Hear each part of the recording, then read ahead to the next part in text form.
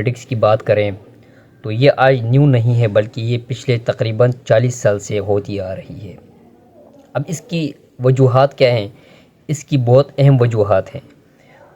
ان وجوہات میں سے کچھ میں آپ کو ابھی بتانے والا ہوں۔ اس سے پہلے میں آپ کو بتاؤں کہ کون کون سی پارٹیز ہیں جو 40 سال سے مسلسل گورنمنٹ میں ہوتی ہیں اور 40 سال سے مسلسل اس قوم پہ جو ہے راج کر رہی ہے۔ شروع کرتے ہیں پاکستان کے سب سے بڑے صوبے پنجاب سے۔ پنجاب میں آپ کو معلوم ہے کہ نون لیگ جو ہے جو پچھلے 40 سالوں سے پنجاب پر حکومت کر رہی ہے، اس کے علاوہ انہوں نے وفاقی پورے پاکستان پر بھی کئی دفعہ حکومتیں کی ہیں، اور نواز شریف جو ہے وہ 3 دفعہ وزیر اعظم بھی رہ چکے ہیں۔ اس کے علاوہ اگر سندھ میں ہم بات کریں تو سندھ میں پیپلز پارٹی جو ہے وہ بھی پچھلے 40 سالوں سے، بلکہ وہ تو 1970 کی دہائی کے بعد وہاں پہ اقتدار میں ہے، اور انہوں نے بھی کئی دفعہ جو ہے پاکستان پر حکومت کی ہوئی ہے۔ اگر اس طرح ہم خیبر پختونخوا میں دیکھیں تو خیبر پختونخوا میں جو کہ تحریک انصاف تو ابھی آئی ہے، اس سے پہلے جو بلور خاندان جو تھا وہ پاکستان جو وہاں پہ جو تھا وہ خیبر پختونخوا پہ جو حکومت کرتا آیا ہے۔ اس کی کچھ مین ریزنز ہیں۔ اب جو موروثی سیاست ہے وہ پاکستان میں کیوں چل رہی ہے؟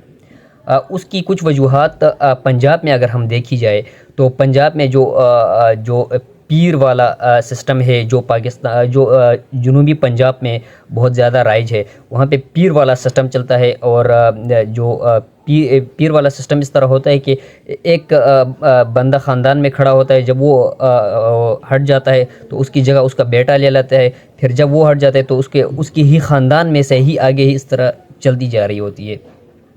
اور دوسرا جو ساؤتھ پنجاب ہے وہاں پہ دوسرا ایلیمنٹ یہ ہے کہ وہاں پہ گدی نشین کا جو ہے وہ سسٹم ہے۔ ابھی ملتان کی اگر ہم بات کریں تو وہاں پہ جو قریشی خاندان ہے وہ بھی پچھلے کئی برسوں سے وہاں پہ حکومت میں ہے۔ شاہ محمود قریشی کی اگر ہم بات کریں تو ان کے جو والد تھے وہ جو گدی نشین تھے ملتان کے، اس کے بعد ان کے وفات کے بعد جو ہے وہ شاہ محمود قریشی ہیں، اس وقت گدی نشین ہے ملتان کے۔ اس طرح پورے ملتان پہ جو ہے وہ قریشی خاندان کا اس وقت کنٹرول ہے۔ سندھ کی طرف اگر ہم جائیں، سندھ میں بھی جو ہے وہ پیپلز پارٹی کا راج ہے، جو کہ پچھلے تقریباً 70 کی دہائی سے لے کر ابھی تک وہاں پہ مسلسل حکومت میں ہے۔ اس طرف اگر ہم خیبر پختونخوا کی طرف آئیں تو خیبر پختونخوا میں جو بلور خاندان ہے، سب سے پہلے جو ہے وہاں پہ انہوں نے بھی اس طرح یہ موروثی سیاست کو پروموٹ کیا، اور آج بھی وہاں پہ یہ رائج ہے۔ اب ہم دوبارہ پنجاب کی طرف آتے ہیں۔ پنجاب کی طرف اگر ہم آئیں تو سب سے پہلے نواز شریف سے شروع کرتے ہیں۔ نواز شریف کی اگر ہم بات کریں تو وہ پہلے پنجاب کے چیف منسٹر رہ چکے ہیں، اس کے بعد وہ پہلی دفعہ پاکستان کے وزیر اعظم رہے ہیں، اس کے بعد دوبارہ وہ 98 میں پاکستان کے وزیر اعظم رہ چکے ہیں، اس کے بعد 2013 میں وزیر اعظم رہ چکے ہیں، یعنی 3 دفعہ وہ وزیر اعظم رہ چکے ہیں۔ اب کچھ سیاسی وجوہات کی بنا پر جب 2024 کی رزلٹ کے بعد جو وہ وزیر اعظم نہ بن سکے تو انہوں نے اپنے بھائی کو وزیر اعظم بنا دیا، اور پنجاب میں جو ہے وزیر اعلیٰ جو ہے اپنی بیٹی کو بنا دیا، مریم نواز کو۔ اب اس کا نقصان کیا ہوا نون لیگ کو؟ سب سے پہلی بات یہ ہوا کہ ان کے جو سینئر ارکان تھے نون لیگ کے، وہ پارٹی سے علیحدہ ہو چکے ہیں۔ سب سے سینئر موسٹ جو ہے وہ چودھری نثار علی خان تھے، وہ بھی اسی وجہ سے ہوئے ہیں کہ وہ مریم نواز کو نہیں مان رہے تھے۔ وہ کہہ رہے تھے کہ سب سے پہلے نواز شریف، اس کے بعد شہباز شریف، اس کے بعد جس کا پارٹی پہ حق بنتا ہے وہ رول کرے گا۔ لیکن آپ کو پتہ ہے پاکستان میں جو ہے موروثی سیاست چلتی ہے، تو انہوں نے یہ کو نہیں کرنے دیا، تو ان کو سائیڈ لائن کر دیا چودھری نثار علی خان کو۔ اس کے بعد نمبر آتا ہے جی شاہد خاقان عباسی کا، جو پاکستان کے فارمر پرائم منسٹر رہ چکے ہیں۔ انہوں نے جب ریزسٹنس دکھائی نواز شریف کو کہ جی اب نواز شریف ہے پہلے، اس کے بعد شہباز شریف ہے، اس کے بعد سینئر موسٹ بندے کو پارٹی کا ہیڈ ہونا چاہیے، لیکن جب انہوں نے بات نہیں مانی، ریزسٹنس شو کی نواز شریف کے آگے، تو وہ بھی سائیڈ لائن ہو گئے۔ اس کے علاوہ مفتاح اسماعیل کو دیکھیں، مفتاح اسماعیل کو اگر ہم دیکھیں تو وہ بھی اسی جو مریم نواز کا جو ایشو تھا اس کی وجہ سے وہ بھی پارٹی سے الگ ہو چکے ہیں۔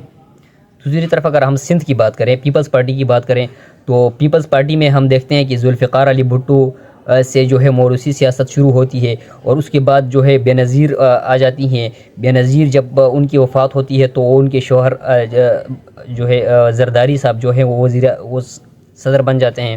اور اب جو زرداری صاحب ہیں جب وہ سیاست سے ریٹائر ہونے والے ہیں تو انہوں نے اپنے بیٹے کو جو ہے وہ چیئرمین بنا دیا ہے. اب ان کا بیٹا جو ہے وہ ینگ لڑکا ہے, سیاست میں ٹیلنٹڈ ہے, سب کچھ ہے, ٹھیک ہے, لیکن ان سے جو سینئر موسٹ لوگ ہیں, اعتزاز احسن جو ہے ان کی پارٹی سے الگ ہو چکے ہیں, وہ بھی اسی وجہ سے ہیں.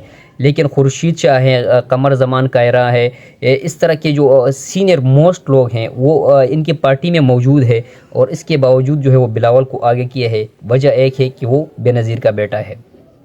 دوسری طرف اگر ہم خیبر پختونخوا کی طرف آئیں تو خیبر پختونخوا میں بھی اس طرح یہ سسٹم ہے کہ وہاں پہ جو بلور خاندان تھا, جب ہارون بلور کی شہادت ہوئی تو ان کے بعد جو ہے ان کی بیٹی جو ہے الیکشن میں آئی ہوئی ہے. تو اب اس کی وجوہات کیا ہے؟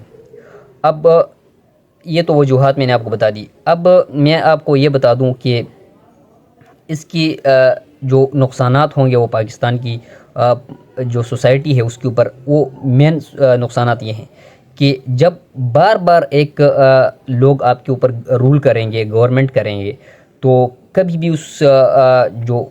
بھی وہ سوسائٹی ہے وہ کبھی گرو نہیں کر سکتی ہے, کیونکہ وہی لوگ آزمائے ہوئے لوگ بار بار الیکشن میں آئیں گے. تو جب بار بار الیکشن میں آئیں گے تو وہ کبھی کسی چیز کا نہیں سوچیں گے. جب نئی قیادت کو موقع نہیں دیا جائے گا تو وہ کس طرح ریفارم کر سکتے ہیں؟ اب اگر ہم باقی ممالک کی بات کریں تو وہاں پہ قیادت جو ہے وہ بدلتی رہتی ہے. امریکہ کی ہم اگر بات کریں تو وہاں پہ جو ہے وہ کبھی ہم نے نہیں دیکھا ہے کہ کوئی ایک بندہ جو ہے وہ 2-3 دفعہ جو ہے پریزیڈنٹ بنا ہو, اس طرح کبھی نہیں ہوا ہے. اسی وجہ سے وہ لوگ آج ڈیولپ کنٹریز ہے اور ہم یہاں پر پیچھے ہیں, کیونکہ ہم جو ہے ہیریڈیٹی پولیٹکس کا شکار ہوئے ہیں بدقسمتی سے, اور اس کی وجہ سے ہم زوال پذیر ہیں.